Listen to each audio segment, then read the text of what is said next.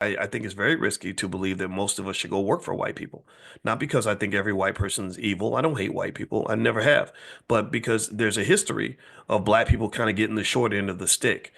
And I think that there is are people that don't feel like they have options or that they can create options. See, the thing about options is options sometimes they exist and you don't see them because your mind is kind of blocked from those possibilities, or sometimes they don't exist because you didn't carve them out.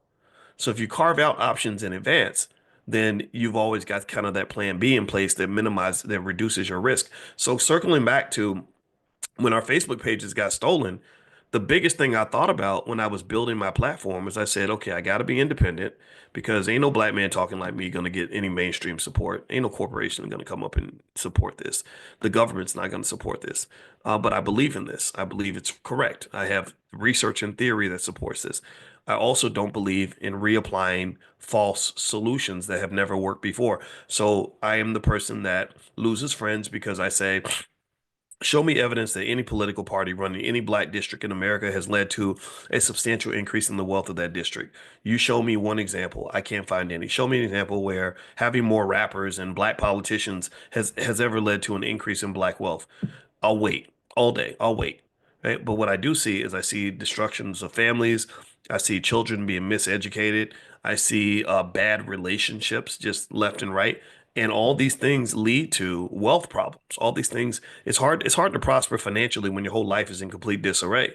So where I see the risk factor happening that we're not so aware of, that we're not sort of taking action on, are the little things like what's really happening with our relationships? Why are we not training our children on how to pick a good woman, how to pick a good man, how to maintain a good family? They should be classes on this. I see risk factors in terms of our deep commitment to uh, going deep in debt to big universities that literally are proven to reduce black wealth because you can't repay your student loans.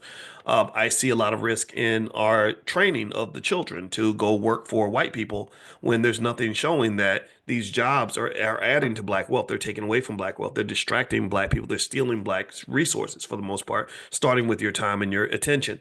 I see risk in and even things like what we eat, right? The fact that we're trained to eat the unhealthy food and that kills us, gives us diabetes, cancer, and everything else, which is also a wealth drain. It's hard to work when you're not healthy. It's hard to make money when you are spending all your money on medication. It's hard to get ahead in your business if you're spending all your time at the doctor's office and feeling bad and feeling sick and dying early. It's hard to make money when you're dead. I see lost wealth in terms of the lack of estate planning, right? Exposure. Again, this is where we're exposed to risk, but we're not aware of it. So sometimes we're aware of a risk that doesn't exist. Like we're afraid of a boogeyman.